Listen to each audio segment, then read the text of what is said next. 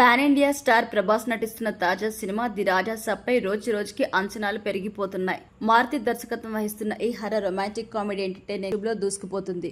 Prabhas comedy timing, romantic angle చూసి చాలా కాలమైందంటూ fans ఖుషి అవుతున్నారు. ఆ క్రేజ్ తోనే ఈ టీజర్ 24 గంటల్లో ఏకంగా 59 మిలియన్ వ్యూస్ సాధించి ట్రెండింగ్ లో కొనసాగుతుంది.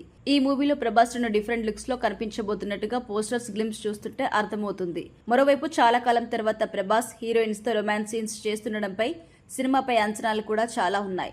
అయితే the Raja Saab teaser release చేసినప్పటి నుంచి ఆ సినిమా స్టోరీపై సోషల్ మీడియాలో చర్చ అయితే నడుస్తుంది.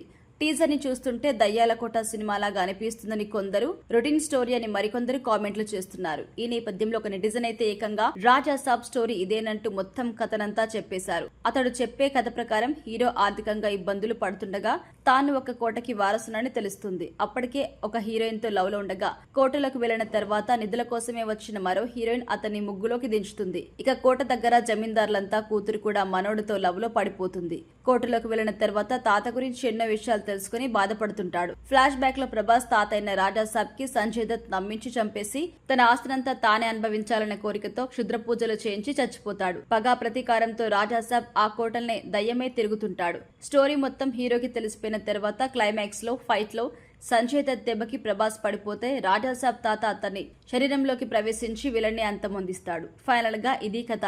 ఇదొక స్టోరీయా, ఇలాగైతే ఉండదే అనుకుంటున్నా అంటూ నెటిజన్ పెట్టిన వీడియో ఇప్పుడు వైరల్ అయితే అవుతుంది. అయితే ఈ పోస్ట్ కింద కొంతమంది నెటిజన్లు ది రాజా సాబ్ మూవీకి వ్యతిరేకంగా కామెంట్లు చేస్తున్నారు.